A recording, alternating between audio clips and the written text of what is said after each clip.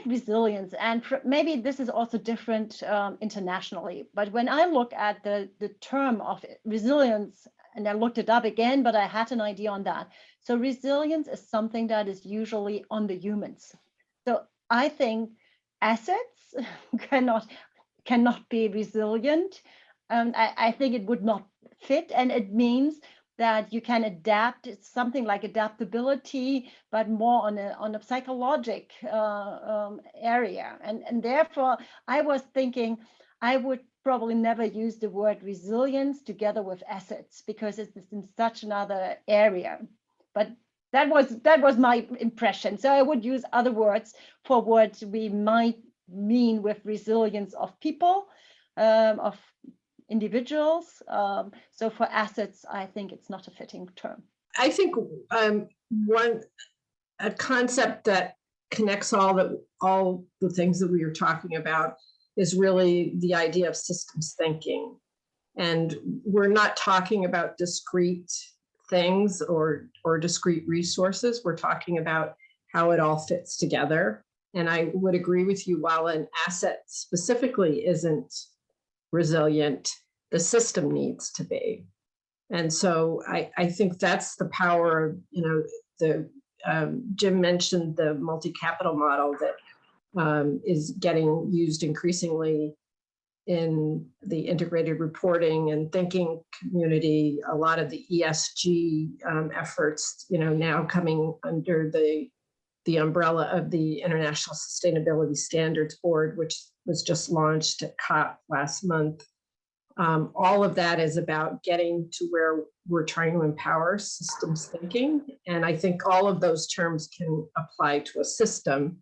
And just real quickly to add that, I think in the standards, assets aren't just accounting assets, they are all the resources that an organization uses. So that includes people and tangible property, but also intellectual property and natural resources and relationships and social. So how do we think about all of these things as a system together is, I think, an important aspect of quote unquote sustainability and resilience. One of the things that I think is important when we talk about resiliency is that I'm focused on resiliency for the human race. I know there's some people in the world who would say life without people might be preferable, but that's not where I can go. So when we talk about resilience, we use various assets to be resilient. So we might enter a period where we might need different assets or assets that we don't even know about now. So I'm not really sure that we should be talking about resilient assets. I think people should be resilient, and because they're resilient, they know they need to shift gears or use something different. But one of the things that I was thinking about in terms of the importance of sustainability, but I think on resiliency is that when we talk about how we use all this stuff, is that I think we need to be forming a bond within the community or organization that we're in, so that we're engendering, we're developing trust, vision, accountability, transparency, and things like intergenerational equity. So these are some of the things to think about that are important when we're talking about these concepts. Couldn't have said it any better than, Mary, in that can assets be resilient? Yeah, not really, but although we are getting, we are engineering, new flexible joints. We now have HDPE pipe that's a little more flexible, and okay, fine, but that's kind of stretching it. But I agree with her that systems need to be resilient. And as we, with ISO 55000, we're getting into, asset management as a program versus managing assets, kind of the tangible. And so, programs need to be resilient, people need to be resilient. But if you look at the base definition, right, it's like the ability to recover. And gosh, when I was at my utility, we called that scenario planning.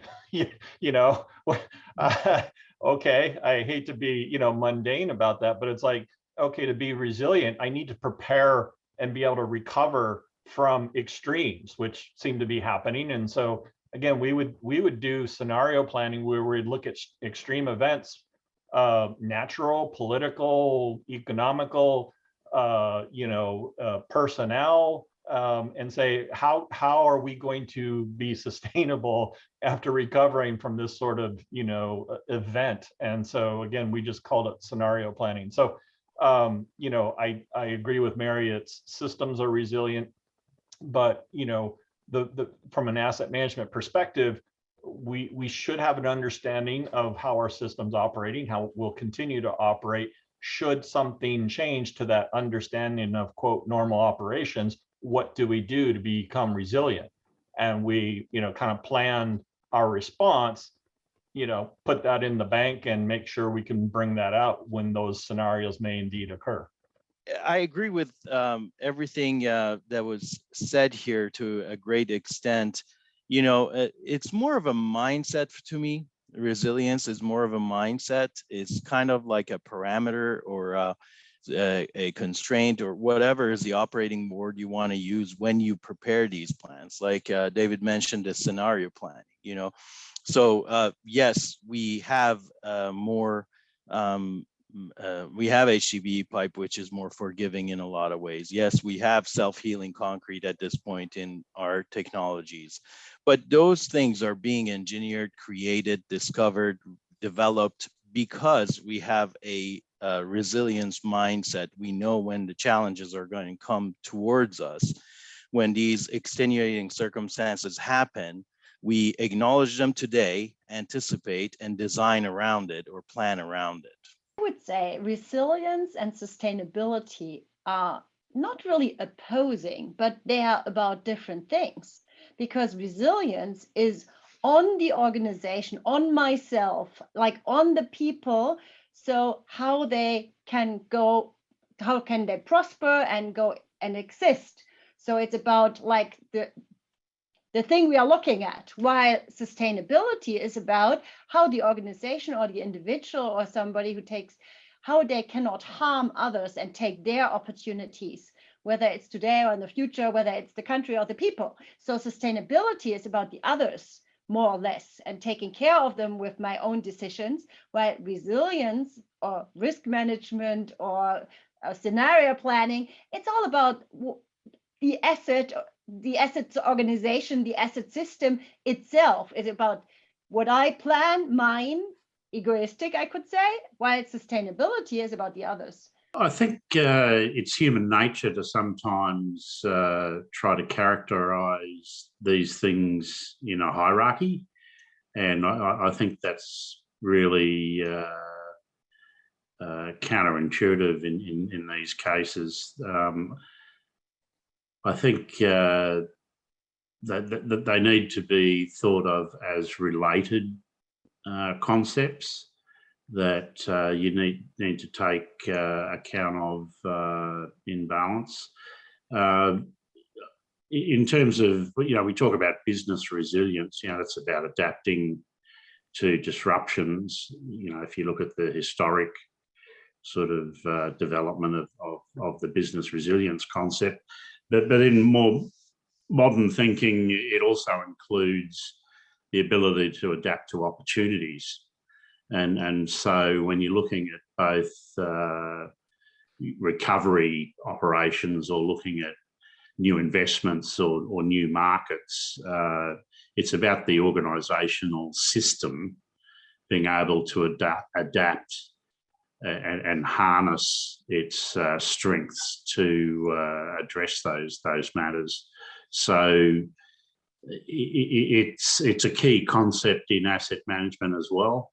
It is the ability of the system to adapt to emergent issues and trends, whether they be asset related or whether that be related to the customers and services that you're delivering. So that's all part of the management strategy. It's all part of the interwoven operational planning that goes right down to an asset level and into a delivery focused product life cycle. So I think we've always been doing this. Not necessarily do we all call them the same thing in each of our sectors and industries, but successful organisations have been challenged and have been meeting challenges in these areas for quite some time. Sure, I just wanted to follow up that, you know, a number of people have mentioned planning, and David mentioned scenario planning specifically. I think there's a really interesting emerging lesson that's come out of the world of the environmental social governance is something that's being pushed very heavily in the public markets by the large investors. Companies are being really required and soon will be, you know, legislated even in the US to report on certain kinds of quote unquote state sustainability metrics. But there are already people tracking these scores and metrics. And the companies that rated higher on their ESG metrics coming into COVID actually have outperformed their peers in the last 2 years. And so it's early to make, you know, very deep conclusions about that, but it all goes to, you know, another word that was just mentioned earlier is trust and understanding and connection with your stakeholders. And it intuitively makes a lot of sense that companies that were thinking ahead, that understood what their supply chains looked like, where the risks were in their system, you know, had a lot of trust in their communities and with their employees, were companies that were better prepared to face a big system shock like COVID.